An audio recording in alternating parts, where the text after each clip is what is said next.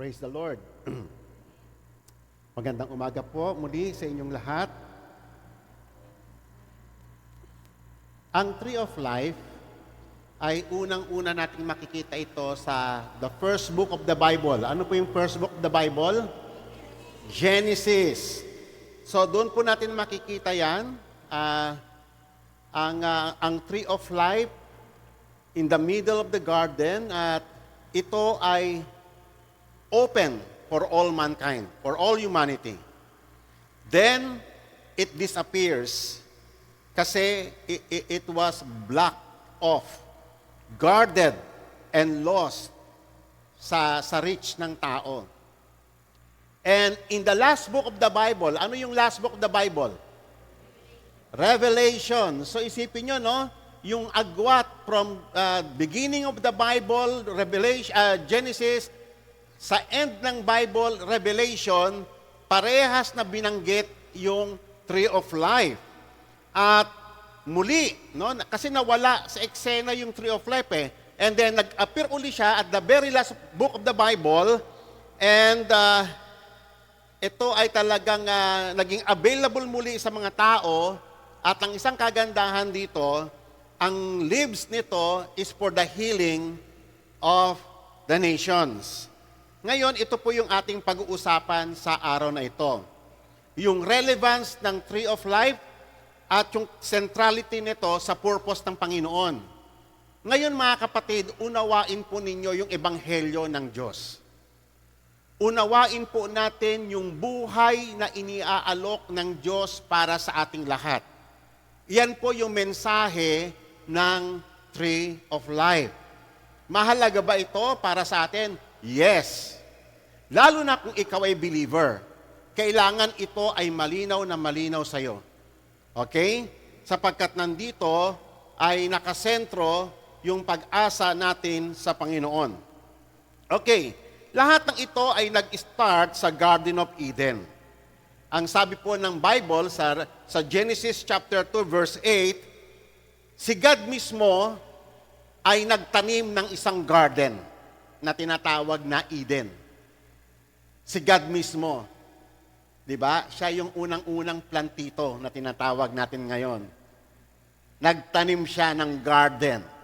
Lahat ng mga halaman, lahat ng mga fruit-bearing trees, lahat ng mga puno na it is beautiful sa paningin ng tao at masarap, no? It is good for food. Nandoon yon. Ang dami-dami mga puno, and then biglang na sentro, yung sa eksena ng Genesis chapter 2, sa pagkadami-dami ng puno sa Garden of Eden, ay na-center, na-single out yung dalawang puno.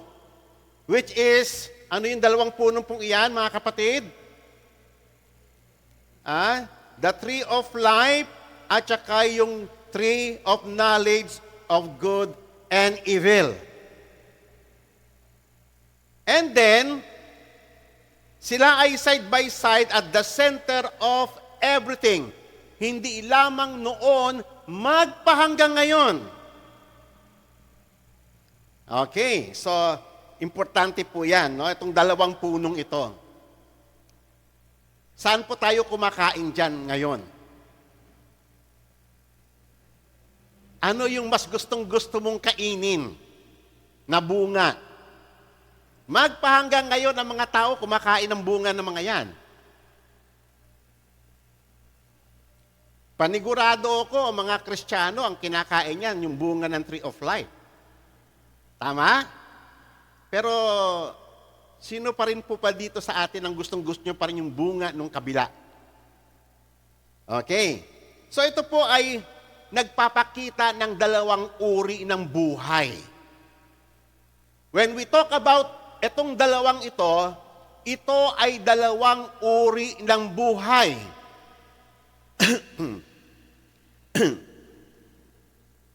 Yung isa ay ito yung buhay na inialok ng Diyos sa tinatawag na mga elect, mga pinili ng Diyos, sa kanyang mga hinirang, sa kanyang mga tinubos.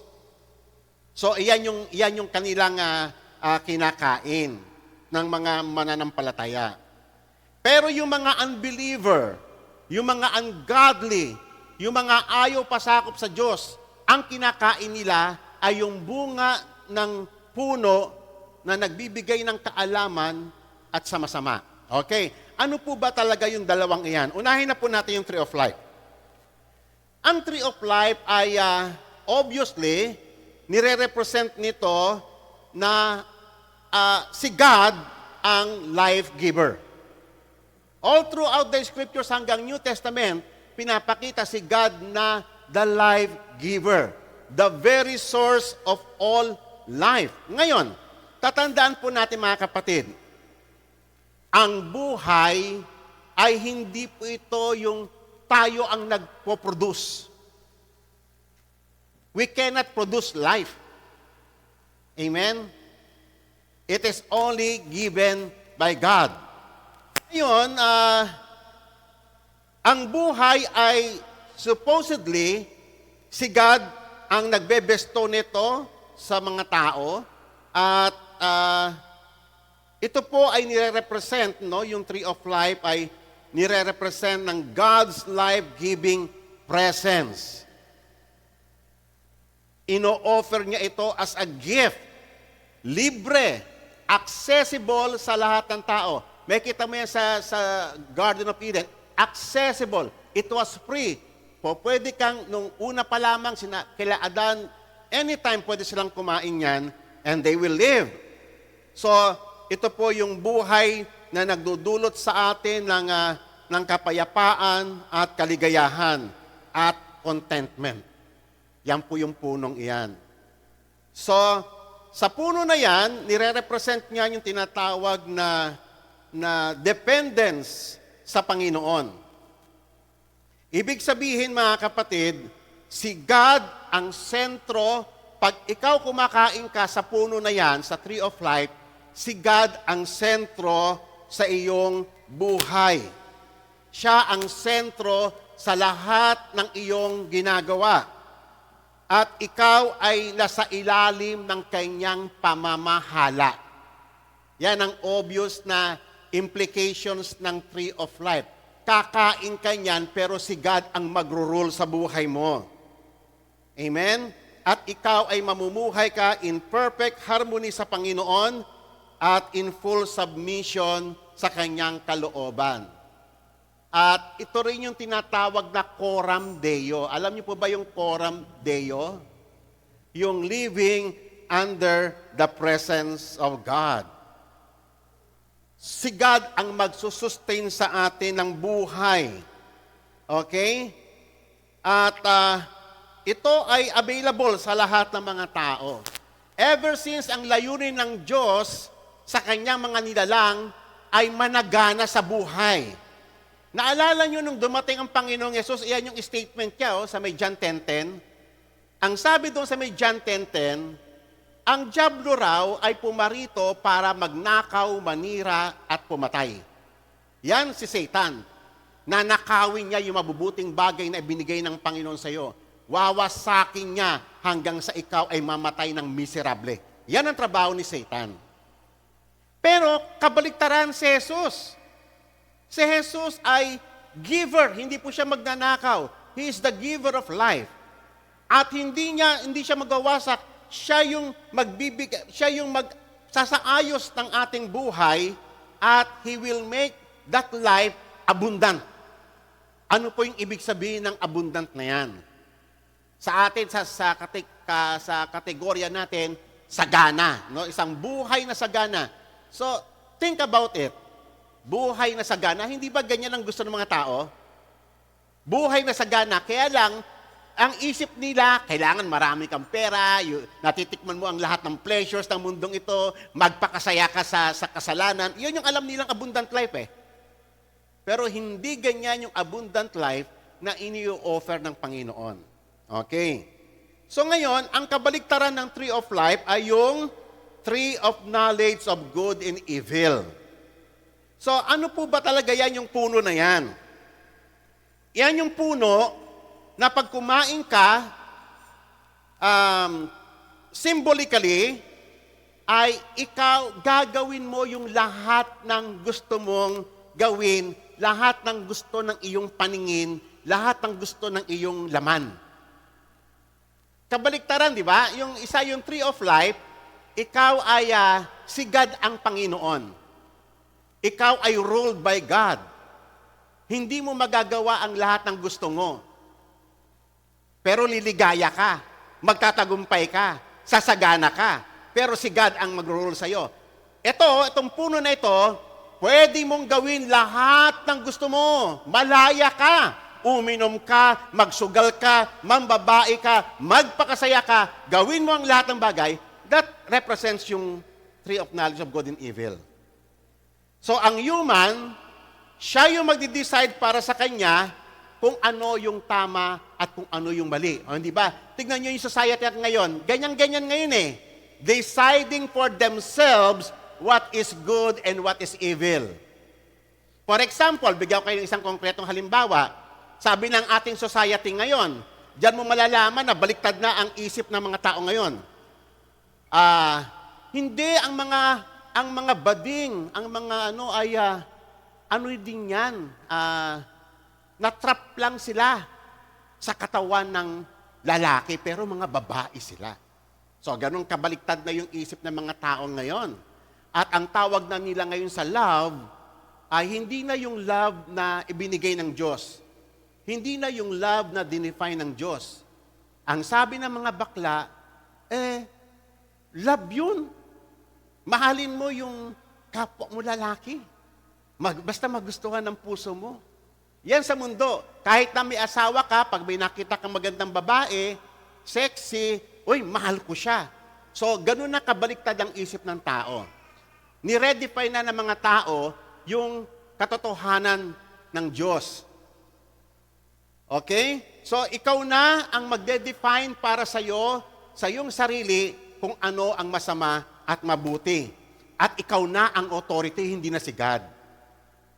Kaya nga, in a sense, ikaw na ang Diyos sa iyong sarili. You don't need God. Ikaw ang mag-rule.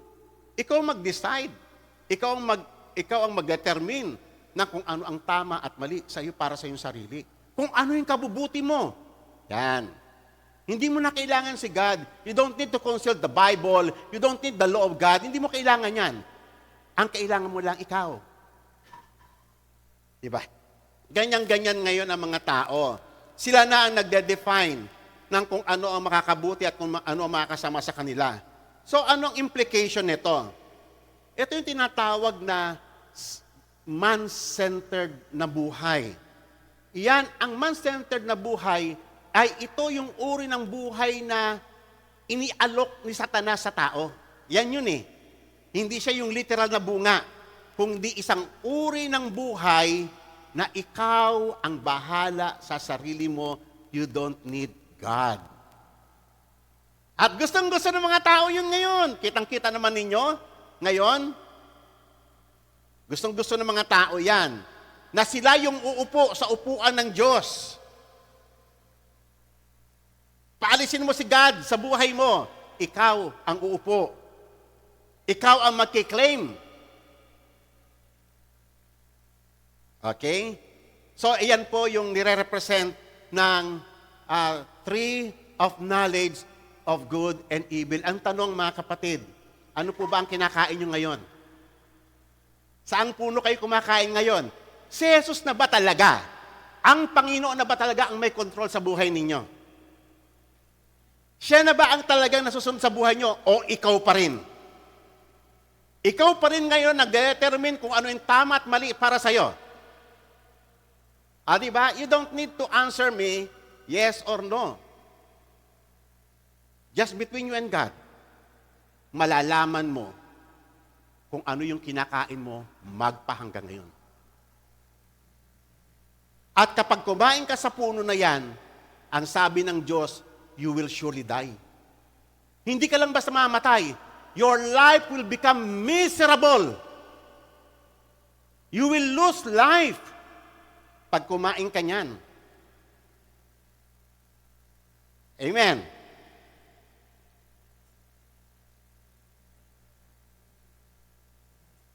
Di ba? Magandang mag-isip tayo eh. Oo nga no, ako pa rin nasusunod sa sarili ko. Ako pa rin ang bida. Pag sa church, pag dumadalo ko ng Sunday, yes, meron kang Diyos. Pero from Monday to Saturday, at pagkalabas mo ng church ng Sunday, ikaw na naman ang bida. Wala na namang puwang ang salita ng Diyos. Pag ganyan ang attitude mo, kapatid, wala talaga yung centrality ni God sa buhay mo, panigurado, iyan ikaw. Amen. Religious nga lang. Dumadalo nga lang ng church. Ayan, no? Kaya madaling sabihin eh. Kaya sinabi sa may Bible, hindi lahat ng tumatawag sa akin, Panginoon, Panginoon, ay papasok sa kaharian ng langit. Alinaw niyan eh. Sasabihin ng mga tao, Lord, did we not prophesy in your name? And in your name we cast out demons. And in your name we perform miracles. Pero sabi ni Christ, I do not know you. Kasi ever since, hindi naman talaga si God ang nag-rule sa buhay mo.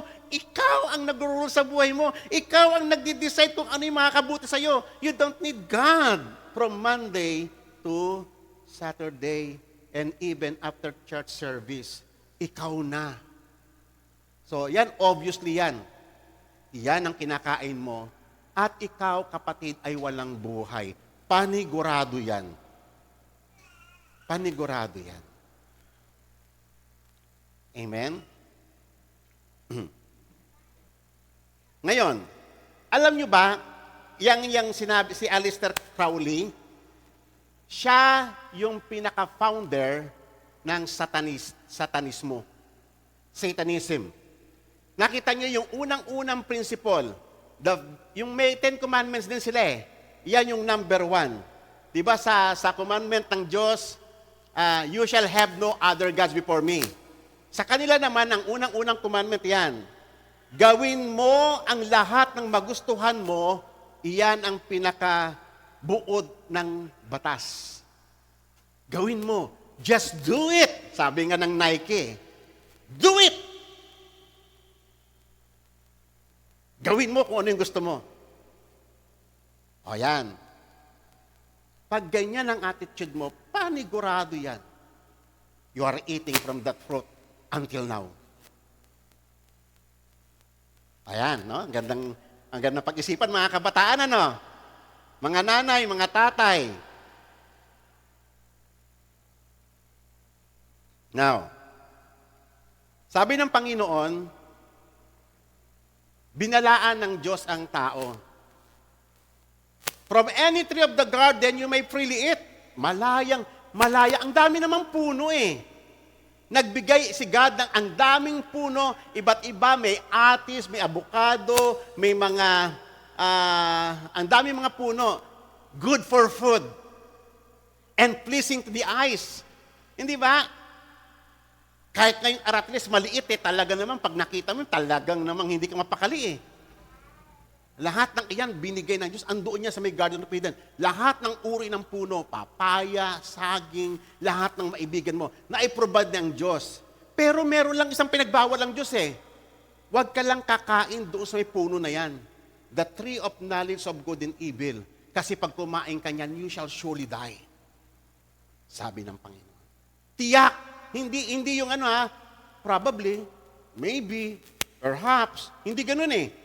You shall surely die. Mamamatay ka pag kumain ka niyan.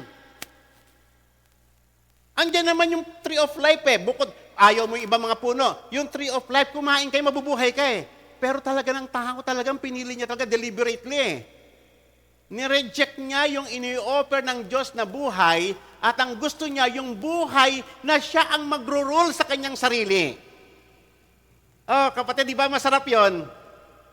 Di ba? Mas gustong-gusto natin yan. Ako ang bahala sa aking finances. Bakit ko ibibigay ito sa Panginoon? Akin to eh. Ako ang magde-decide dito, hindi si God. Sa property na to, ako nagpagal dito eh. Akin to. O hindi to para kay God. So ayaw mo si God ang magro-rule ng lahat. Sa isang puno, sa tree of life kasi si God ang rule. Magiging dependent ka kay God. Dito, independent ka. Ikaw ang bahala sa sarili mo. Pero sabi ng Panginoon, pag kumain ka niyan, ang banta niya, you will surely die. Tiyak. 100%. Okay? So ngayon yun yung nakapagtataka eh. Magpahanggang ngayon, patuloy na ini-offer ni God ang buhay sa mga tao. Libre.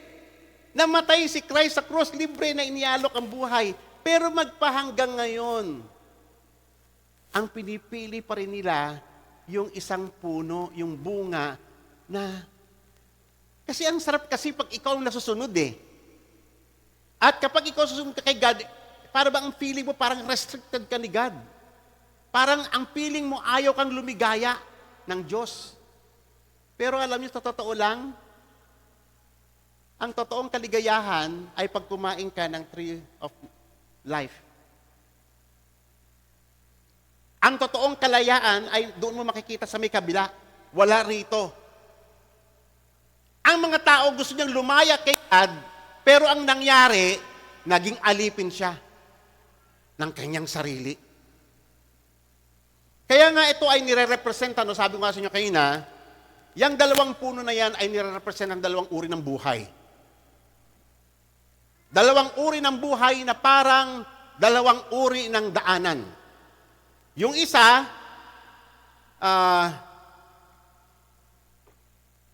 si God, magtitiwala ka kay God, magpapasakop ka sa Kanya, at si God ang iyong life giver. Siya ang sustainer ng buhay. You will live forever sa ilalim ng Kanyang paghahari. Ito namang kabila, just trust yourself. Just do it. Yun lang. That is the basic principle ng do what thou wilt. Gawin mo lahat ng gusto mong gawin. Burahin mo si God sa eksena ng buhay mo. Pero ang implication nun, ang mabigat na implication nun, you will die. Okay? So, ang end ng tree of knowledge of good and evil ay destruction. Magpahanggang ngayon, ang dalawang punong ito ay present sa lahat ng mga tao. Uulitin ko, ang dalawang punong ito magpahanggang ngayon ay present sa harapan ng mga tao. At the choice in the garden is the choice we all still face. Hanggang ngayon, ganun pa rin. Okay? So, balikan natin yung temptation ni Satan. The serpent said to the woman, you will not surely die. Sabi yung kasinungalingan niya. Sabi ng Diyos, mamamatay ka. Pero ang sabi ni Satan, yung temptation niya, hindi. Hindi totoo yung sinasabi ng Diyos. Ako yung nagsasabi sa iyo ng totoo. O, di ba? Si Satan na liar, siya pa yung nagsasabi ng totoo. Para bang lumalabas na si God ang deceiver. Hindi totoo yan. Sinungaling yung Diyos na yan. Ang totoo nun, pag kumain ka niyan, from the day you eat from that fruit, your eyes will be open. Oh, talaga bang nabuksan ang mata niya? Nabuksan ang kanyang mata sa kasamaan. Hindi sa katotohanan. Ang totoo nun, nabulag siya sa katotohanan, pero namulat sa kasamaan. Iyon yung totoo doon. Kasinungalingan parang akala mo totoo sinasabi niya, pero kasinungalingan yon. And then you will become like God. Ang sigurong iniisip nila Eva nila Adan ay magiging akong katulad ni God na parang yung Diyos makapangyarihan. O, di ba? So, ganon. And then nakakalungkot, mas pinili yon ng unang tao. Despite of the warnings ng Diyos that you will surely die, and yet, yun pa rin ang pinili ng tao, and he rejected yung life na ini-offer ng Diyos. From the very beginning. Ngayon, the consequences. Banishment from the Garden of Eden. At ito, very crucial itong part na ito kasi nandito yung importante ito, no? Kasi ito yung point ng gospel. Then the Lord God said, sabi ng Trinity God, "Behold, the man has become like one of us." Anong particular? Knowing good and evil. And now, that he might stretch out his hand and take also from the tree of life and live forever. O yan, parang sa umpisa, parang parang it seems na medyo harsh. Kasi itong tagpo na to, akmang papalayasin ng Diyos ang tao eh. At iyon nga ang ginawa. Dito, and therefore the Lord God sent him out from the Garden of Eden to cultivate the ground which he was taken. So he drove out the man and at the east of the Garden of Eden, he stationed the cherubim, and the flaming sword, which turned every direction to guard the way to the tree of life. No, okay. So, tingnan nyo yung senaryo. Binar ng Diyos ang tao na doon sa may Garden of Eden. Na ang purpose noon ay wag niyang ma-access yung tree of life. Para bang it seems na napaka-severe na punishment. Parang iyon yung, at a glance, parang grabe naman. Parang ang Diyos parang niyang inislam ang door sa tao. Di ba? Para bang eternally ang tao, outcast na siya, wala nang hope. Pero hindi ganyan ang sinasabi ng Bible. Hindi ganyan ang Ebanghelyo. Okay? Actually, it is the opposite. Etong ginawa na ito ng Diyos was an act of grace. Why? Paano naging act of grace yan? Pinalayas ngayon tao eh. O yan, very crucial yan. Bakit kinakailangan na paalisin ang tao sa Garden of Eden? Kasi para wag siyang pipitas ng tree of life. Kasi nakapitas na siya sa kabila eh. Di ba? Nakapitas na siya sa puno, sa isang buhay na ini-offer ni Satan, and then pipitas uli siya doon sa puno na ini-offer ni God. Pwede bang magsama yon, kapatid? Ha? Bakit? Bakit hindi ka pwedeng kumain sa dalawang iyon? Okay, and this is very crucial sa gospel ng Panginoon. Kasi ganito, imagine the man, buhat ng pumita siya sa may puno, buhat ng kinain niya yung buhay na ini-offer ni Satan, siya ay naging katulad na ng broken jar. Ganyan ang kalagayan ng lahat ng tao sa bawat henerasyon magpahanggang ngayon. Broken. Sabihin nga po ninyo, broken. Ang tao, parang hindi na siya tao. Nakalimutan na ng tao yung pagiging tao nung nilikha siya ng Diyos. Ang tao ngayon ay ang layo-layo na doon sa original na ginawa ng tao. He was broken. Lahat ng relationships ruptured, fractured, infected by sin. Lahat ng relasyon. Totoo po ba? Relasyon ng tao sa Diyos, relasyon ng tao sa kapwa-tao, relasyon ng mag-asawa, sa loob ng family broken, at relasyon ng tao sa buong creation, fractured. Ano pa? Ang tao is very, very, very prone to sin. Very, very prone to immorality. Capable of terrible evil. Tama pa ba yun?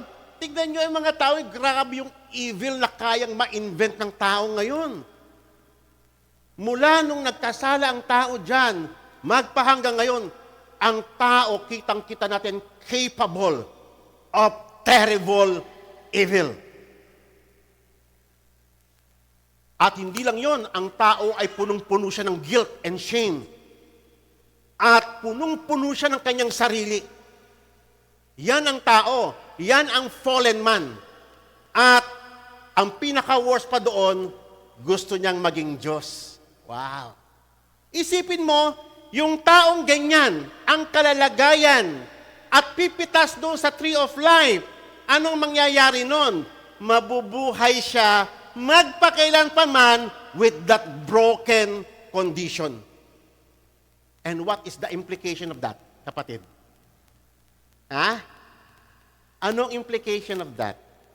Ang implication niyan ay ang tao will be locked forever sa kanyang brokenness.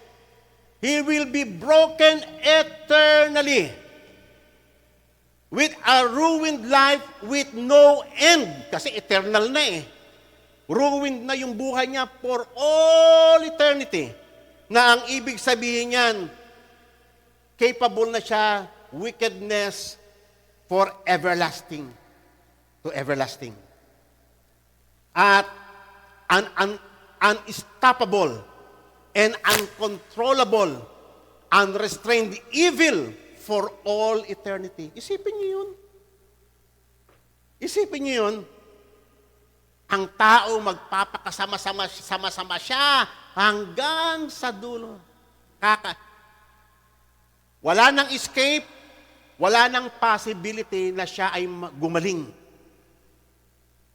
Wala nang possibility na siya ay gumaling sa kanyang sakit. Nagkasakit na ang tao eh. Buhat nang siya ay pumitas nun. He was infected by sin. At kinakailangan niyang gumaling sa kanyang brokenness. Tignan niyo ang society natin ngayon. Sa tingin niyo, ang ating society ngayon, kailangan ng healing? Tignan niyo yung mga tao sa paligid ninyo. Sa tingin niyo, kailangan yan ng healing? Tignan niyo yung mga pamilya. Sa tingin niyo, kailangan yan ng healing? Yes.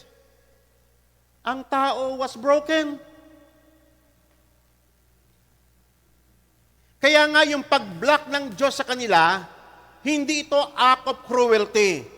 But, it was grace of God na sa ganun munang kalagayan, temporarily, mananatili muna silang barred from the Garden of Eden upang wag nilang mapitasyon para sila ay gumaling pa. May pag-asa pa silang gagaling. Kasama ba sa ebanghelyo ng Diyos ang papagalingin ng Diyos ang tao? O yan. Yan ang heart ng gospel. Ang tao may sakit. Hindi normal ang society natin. Hindi normal ang mga family. Hindi normal yung nakikita yung mga tao na sugal ng sugal dyan. Walang ginawa kundi lahat na ng sugal sa kanya, bisyo, lahat. Hindi normal sa lalaki ang mga babae. It was twisted idea. Katulad yung sabihin ng lalaki, hindi. Kunyari, nakita ng asawa, bakit may condom sa ano mo? Sa may bag mo? Bakit may nakita akong Viagra? Viagra yun, ano? Sa may ano mo, pitaka mo. Hindi, for the boys lang yan. Accepted sa lipunan for the boys. Wala bang for the girls? O, di ba? Gusto ng lalaki na tanggapin ng asawa niyang babae na for the boys lang ito. Pero ayaw niya yung merong for the girls. Twisted. Broken. Iyan ang taong ngayon. Distorted ang kanyang morality. Hindi niya na alam ang tama at mali. So therefore, ang tao ay nangangailangan ng healing. Why? Bakit nangangailangan ng tao ng healing? Because he is broken.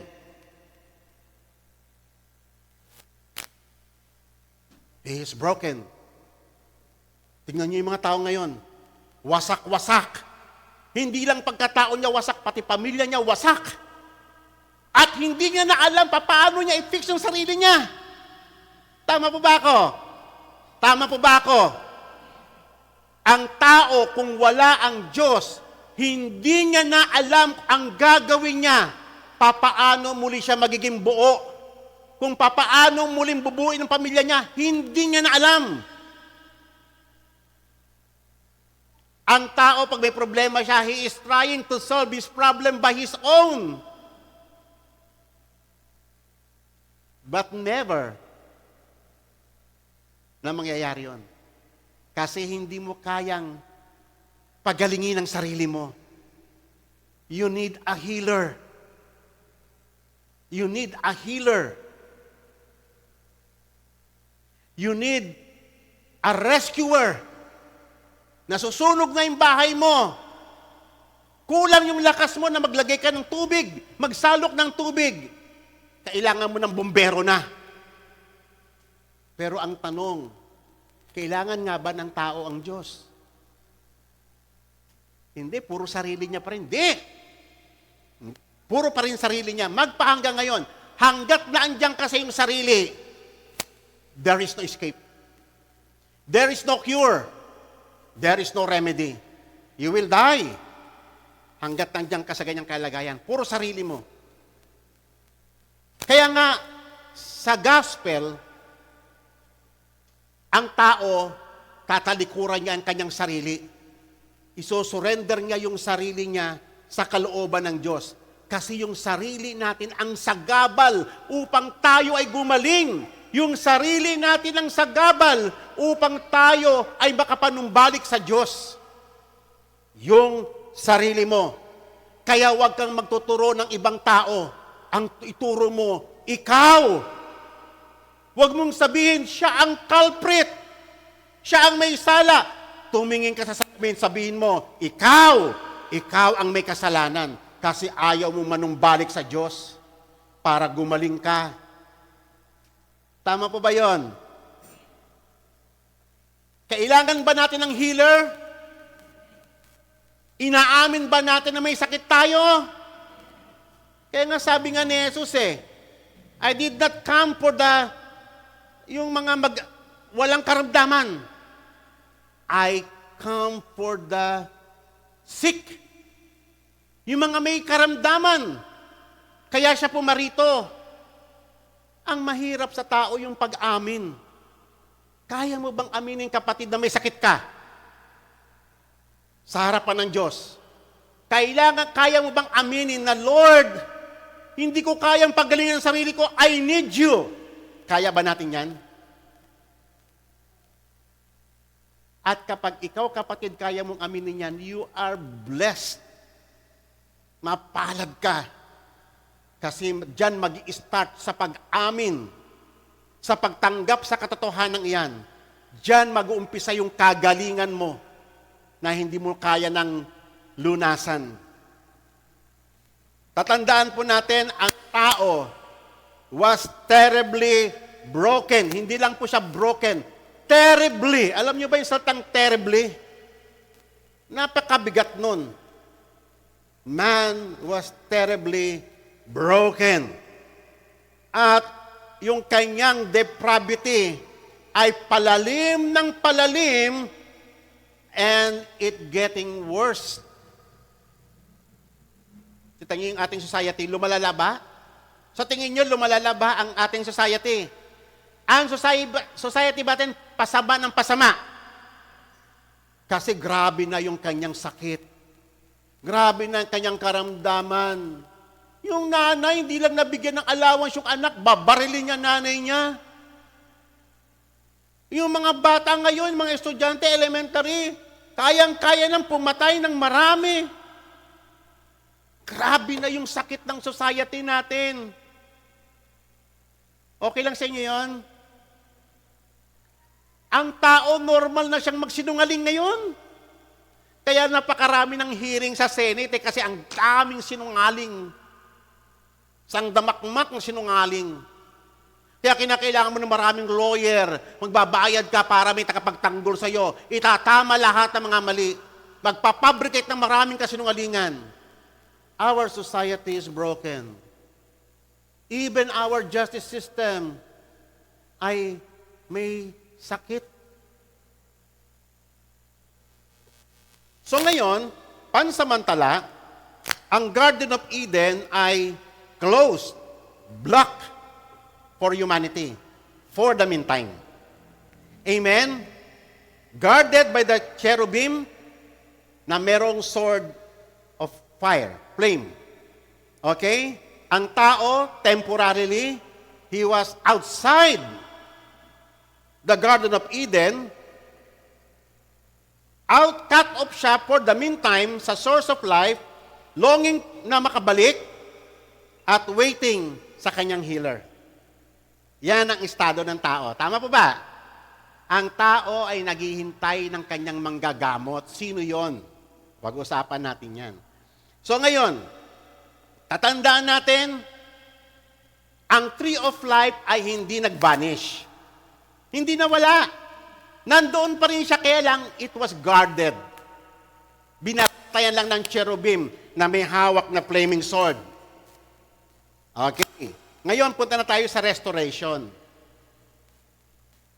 Nung ibinigay ng Diyos ang tabernacle sa Israel, saan itinayo yung tabernacle? Sa gitna ng howling desert. Sa gitna ng arid place. Pag yung desert ay i-compare mo sa may Garden of Eden na pinanggalingan ng tao, how do you compare yung desert sa Garden of Eden na luntian? How do you compare? Ang layo, no? Dito, teeming with life. Dito, walang kabuhay-buhay. And ganun ang picture ng curse. Ganun katindi yung nangyari sa tao. Dati galing siya sa Garden of Eden, ngayon nandito na siya sa arid place na siya ngayon. Tuyong-tuyo, wala nang source of life, cut off na sa buhay ng Diyos. And yet, sa promise ng Diyos, ibinigay niya yung tabernacle.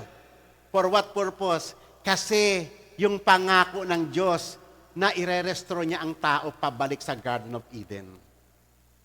At ang kagandahan nun, mga kapatid, ang kagandahan nito, dito sa may tabernacle, lahat ng designs niya ay punong-puno ng garden imagery. Punong-puno ng garden imagery. No?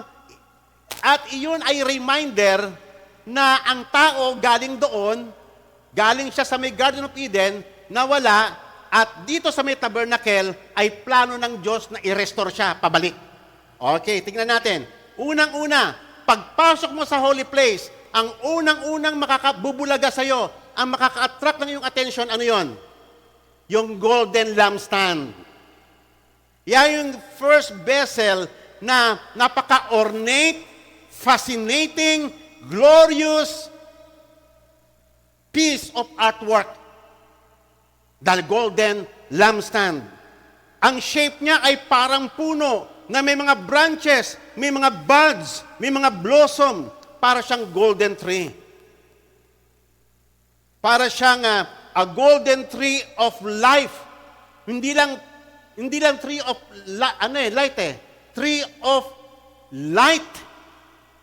O, di ba? Standing in the presence of God. Tingnan nyo nung dumating si Jesus. Inaugment niya yung idea ng life and light. Naalala nyo sa may John chapter 1? In Him was life, and His life was the light of all men. O, nakita nyo kung anong uri yung buhay na inialok ng Panginoon, Hindi lang basta buhay liwanag siya. So therefore, yung mga Kristiyano na tumanggap ng buhay sa Panginoon, kalakip doon yung liwanag. Amen po ba? Yun nga ba talaga ang buhay na tinanggap nyo sa Panginoon? Maliwanag na buhay. Mga kapatid, para namang hindi kayo nag-almusal Parang Biyernes Santo ako bigay na bigay ako rito, tapos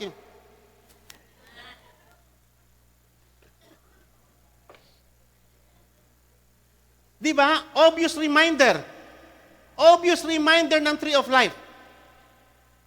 Pagpasok mo pa lamang, yan na agad ang bubulaga sa'yo. And then, sa lahat ng mga walls ng temple, yan ang makikita mong decorations. Mga puno, mga halaman, mga bulaklak, cherubim. Saan mo makikita yan? Garden of Eden. Diba? Kaya nga, ang isang Israelita o ang isang Levita na papasok doon, talagang nararamdaman niya na may ginagawa ang Diyos. Na may ginagawa ang Diyos. Ito ay pagpapakita na si God ay ibabalik niya yung nawala sa tao. God is doing something. Amen? Kaya nga kung titignan ninyo yung comparison ng Eden at saka nung temple o tabernacle, parehas eh. Kasi nandoon din yung parehas, magkaiba nga lang, garden, ito, temple, tabernacle. Pero ito naman ay nandoon yung presence ng Diyos. Dito rin nandoon ang presence ng Diyos. Parehas. Para siyang echo. Okay? Sa Genesis. Pero, ang katotohanan nun, restricted pa rin. Kasi sa temple, restricted pa rin yung access. Parang yung tao, hanggang dyan ka lang, di ka pwedeng pumasok. Pero dito sa tabernacle o sa temple, may pag-asa na. Kasi may nakakapasok doon na isang tao lang once a year. Once a year lang, isang tao lang po pwedeng pumasok sa kaloob-looban niyan, which is the high priest. Siya yung inauthorize ng Diyos. Kailangan kumpleto. Meron yung mga sacrifices na required. At lahat ng procedures, si God ang nag-define. Okay. So, doon sa may, yung pagitan ng holy place at saka most holy place ay merong kortina. Ang kapal na kortina na tinatawag na veil at ito ang nagre-restrict sa access ng tao sa Diyos. At ito ay paala, ito ay reminder ng cherubim with flaming sword. Kaya lang, ang pagkakaiba lang, ang cherubim sa temple o tabernacle ay walang flaming sword. O, di ba? Yun yung pagkakaiba Walang hawak na flaming sword pero nandoon pa rin ang cherubim. Okay. Ito yung embroidery, ito yung veil. Ganyan ka-ornate, yung fabric na yan. Talagang ang daming cherubim. Naaalala nila yung nagbabantay sa may Garden of Eden, pero wala nang hawak na sword. Okay. So, yan yung nagse-separate sa holy place at saka sa most holy place. Ito yung Holy of Holies, the most holy place. Nakita niyo yung curtain na yon na may embroidery. Pati doon sa may Ark of the Covenant, nandoon na naman ang cherubim. Yung mga mata nila ay nakatingin doon sa may pinaka-floor, dyan sa may pinaka-ibabaw. Kasi dyan ipapatak yung dugo. Ibig sabihin, inaabangan ng mga angels yung pagpatak ng dugo doon, yung ultimate blood na magpapatawad sa kasalanan ng tao talaga. Okay, so ang pinag-uusapan dito, yung tree of life, yung access ng tao sa tree of life, yan ang pinag-uusapan dyan. Kaya nga, kung titignan nyo yung pattern, from Garden of Eden, sa tabernacle, sa temple, pare-parehas. May gwardya pa rin, pero wala na yung sword. Okay.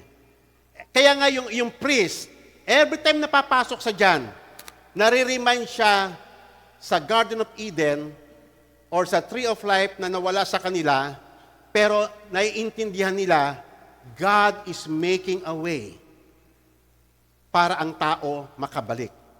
So, ang tabernacle and temple was just a shadow of things to come and a promise of restoration ay padating. Yan ang malinaw. It is a promise. Yang tabernacle na yan, yung temple na tinayo noong Old Testament ay shadow of things to come. Now, in the New Testament. So, sa Genesis, nag-start sa puno, yung tree of life na nawala sa tao. And then si God, para ang tao ay ma-restore niya pabalik sa tree of life, nag-introduce uli ang Diyos ng panibagong puno.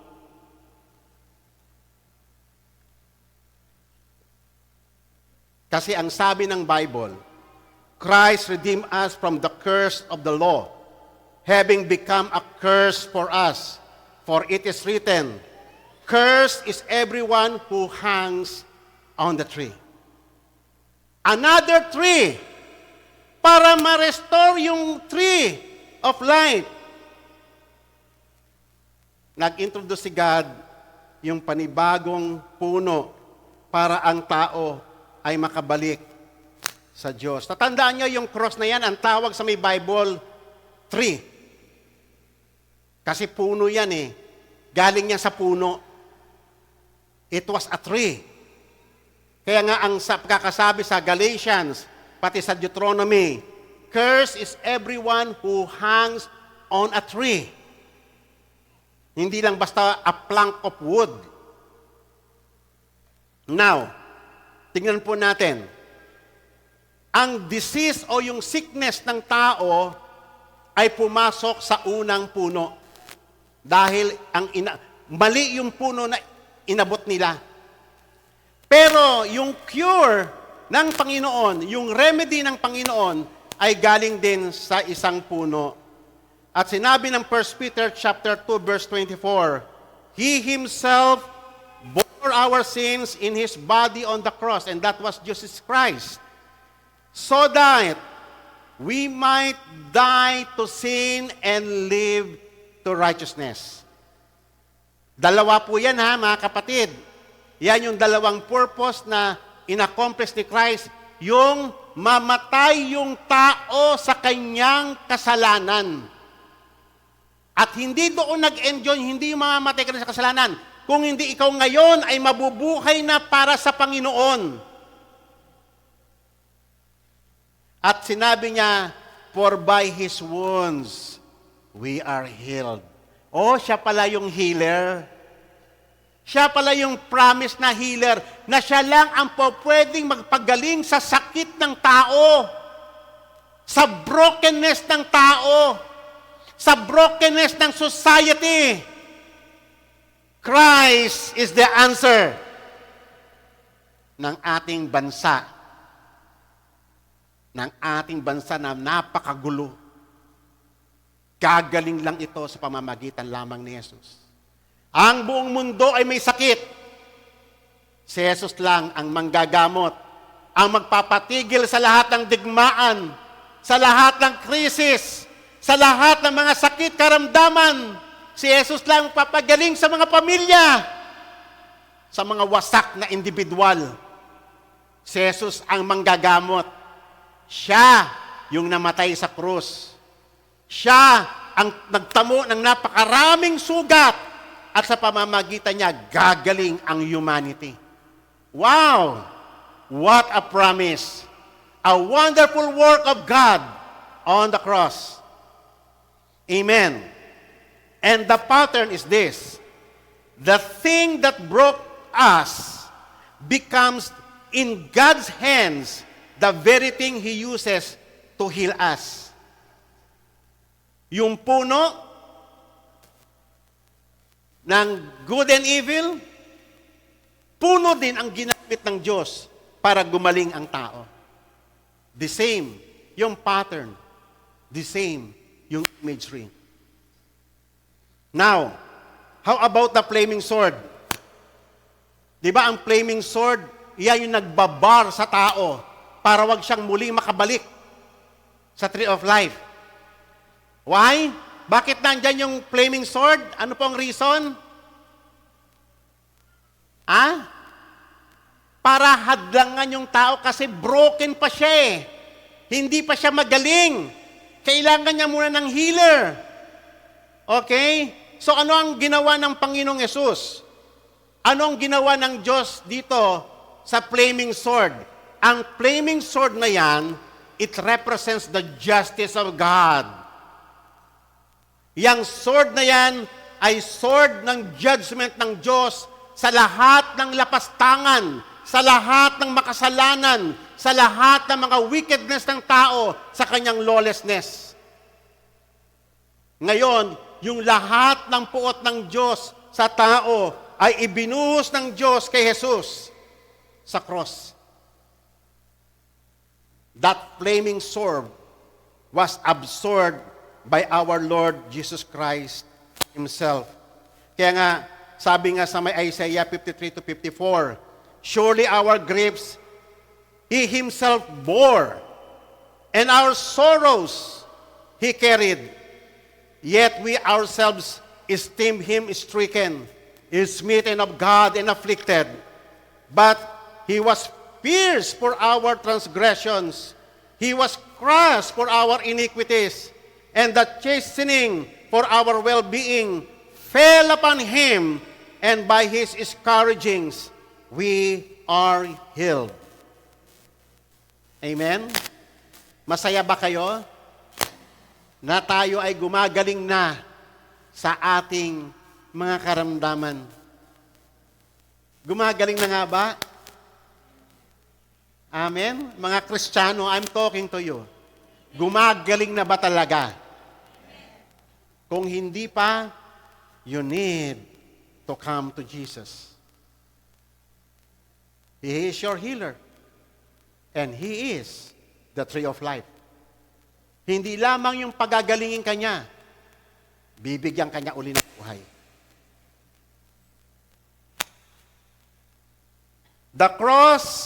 At the cross, Jesus absorbs the full wrath of God against all ungodliness of men and all lawlessness of the whole humanity. He fully satisfies the righteous requirement of God's justice.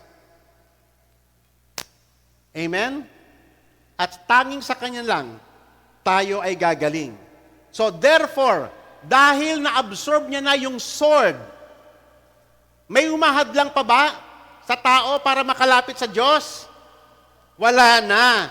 Kasi buhat nung nasatisfy na ni Christ, yung justice ng Diyos na dinidemand laban sa atin ng mga lapastangan, ay nawala na yung flaming sword kasi nasatisfy na.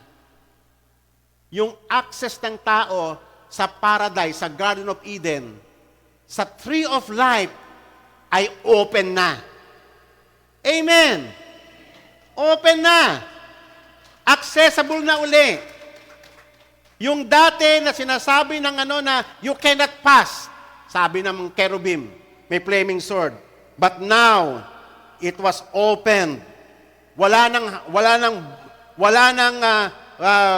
barrier na umadlang sa tao sapagkat ang kumbaga sa pintuan, hindi yung tao pinorse niya yung pintuan para makapasok, hindi. Si God mismo binuksan niya yung pintuan mula sa loob. Binuksan niya ang pintuan para ang tao makapasok. Siya mismo ang gumawa ng initiative, ng paraan upang ang tao makapasok uli sa Garden of Eden at ma-access yung Tree of Life. Amen? At ngayon, kaya nga sabi nga sa Hebrews chapter 10, verse 19 to 23, pakibasa nga po.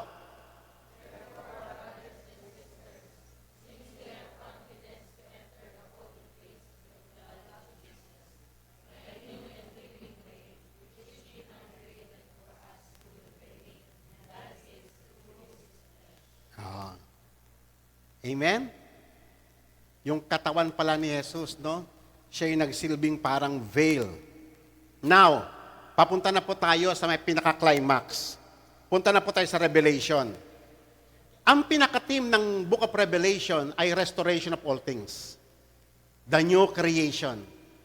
Ang Genesis ay nag-start sa original creation, pero ang Book of Revelation ay ang main theme niya is recreation.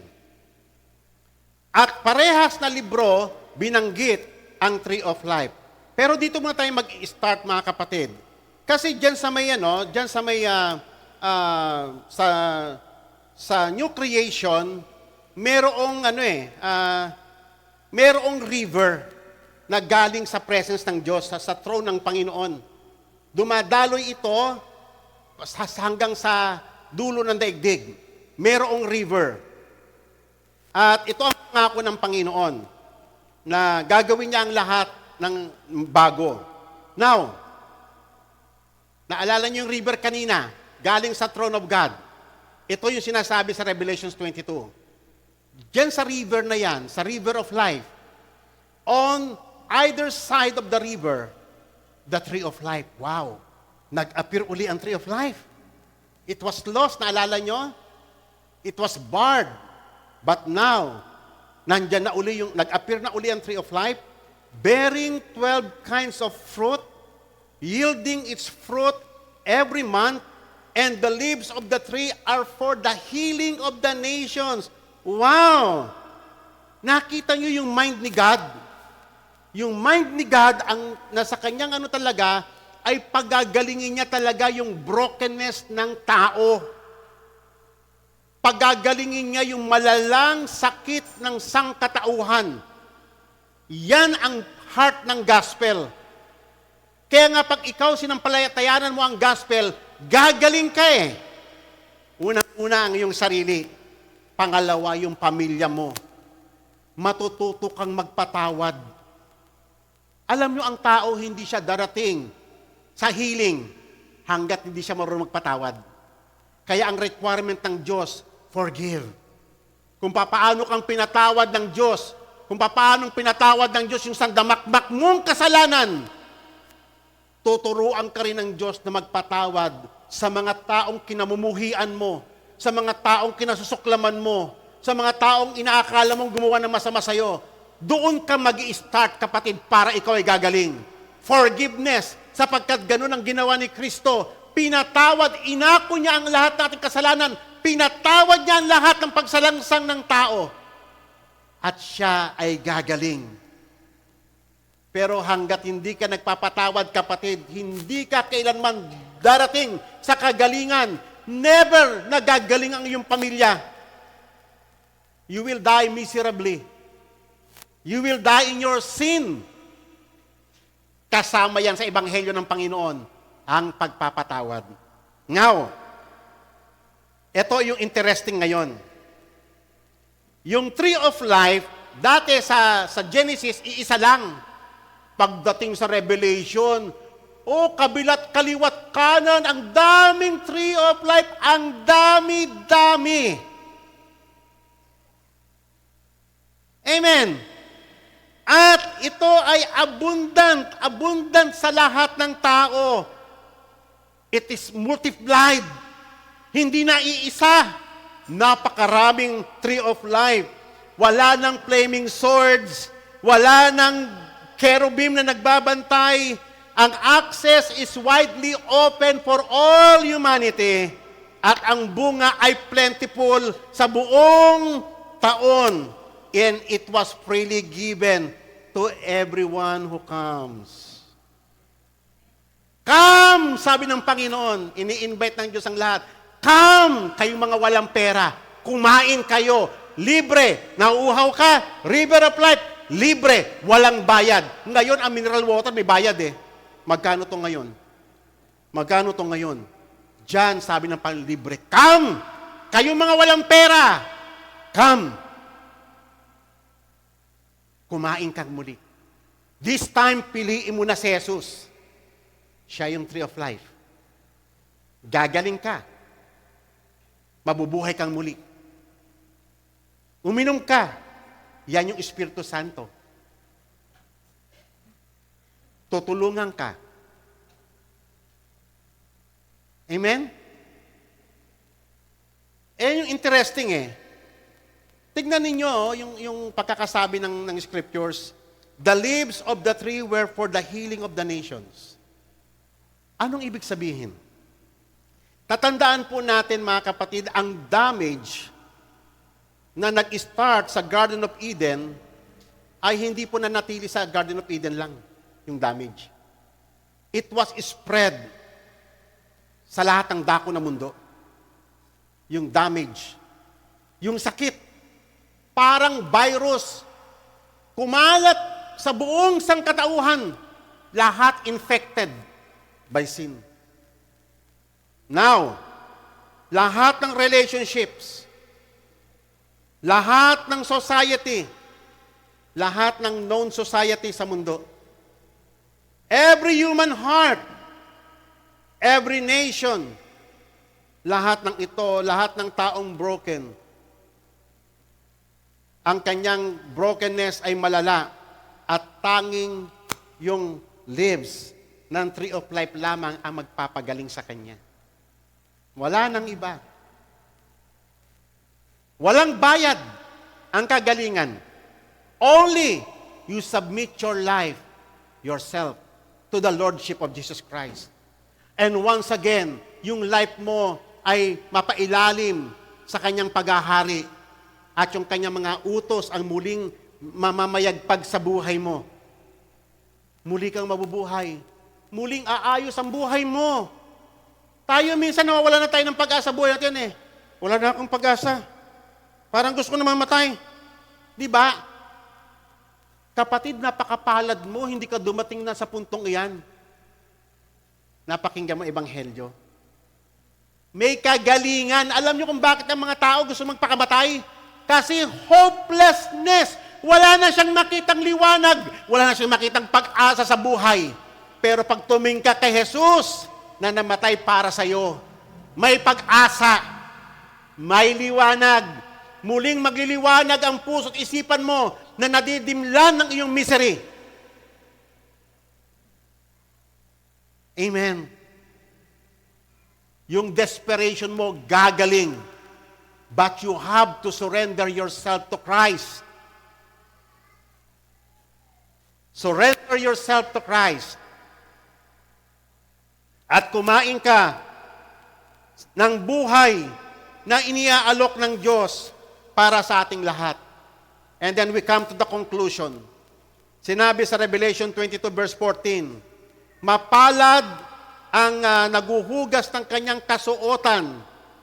Sila ay bibigyan ng karapatan sa Tree of Life. At sila ay may karapatan din na makapasok sa city, sa Heavenly Jerusalem. Amen? Ngayon ang tanong dito, sino yung mga blessed one na yan na mga kapatid na binigyan ng karapatan sa Tree of Life? Sino yan? At papaano ang isang tao mahuhugasan niya ang kanyang kasuotan sa papaanong paraan? Anong uri ng sabon? Anong uri ng Clorox na para pumuti ang iyong kasuotan? I'm not talking of yung mga physical yung kasuotan. I'm talking yung ating kalalagayan sa harapan ng Diyos. Ang taong makasalanan, naked siya, hubad siya sa harapan ng Diyos. Lahat ng nanalig kay Jesus ay sinusuotan niya ng kasuotan. At itong kasuotan nito, ito yung katuwiran ng Panginoon. At tanging si Jesus lang ang maghuhugas ng lahat ng ating mga kasalanan. Wala nang iba. Gaano man karami ang iyong kasalanan, kayang patawarin ng Panginoon, ng kanyang dugo, sapagkat siya lang ang namatay at nabayaran niya in full yung hinihingi ng Diyos laban sa ating kasalanan. Siya lang ang iyong manggagamot. Wala nang iba. At hindi lang yon, hindi lamang yung mahuhugasan ka sa iyong mga kasalanan, kung hindi, bibigyan ka ng karapatan, an access, parang ATM. O ito pa, may PIN number pa. You have an access to the tree of life pag lumapit ka kay Jesus. So, ibig sabihin, yung access na yan ay hindi pa rin sa lahat ng mga tao kung sino-sino. Yung mga taong kumakain pa rin sa tree of knowledge of good and evil. Yung mga tao na isinuko na nila ang buhay nila at anong balik sa Panginoong Yesus, sila lang ang makakain yan. Sila ang makakasumpong ng buhay. And this time, yung life sa ilalim ng paghahari ng Panginoon. Amen? Isipin nyo, no, itong puno na ito. Sabi rito, tignan nyo yung sakit ng sangkatauhan. For He died for all, so that we who live might no longer live for themselves. Yun pala ang problema, no? Buhat ng tayo ay pumitas ng puno, yung isang puno na pinagbabawal ng Panginoon. Kasi ikaw na yung magdideside sa sarili mo eh. Ikaw na ang Panginoon, ikaw na ang Diyos.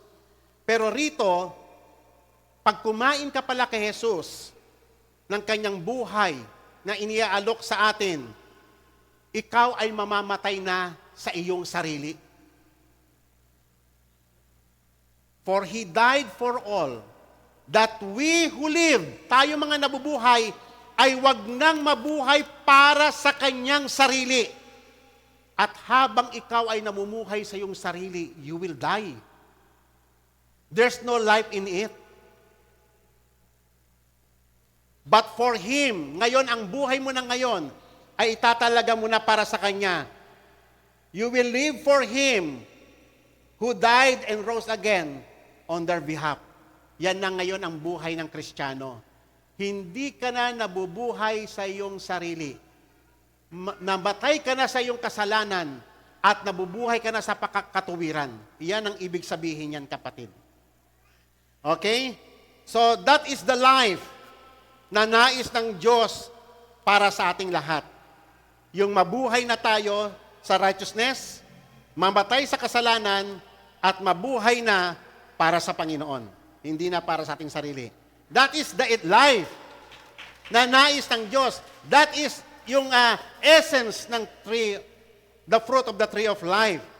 Death to self and alive to God. Dead to sin, but alive to righteousness. Amen po ba?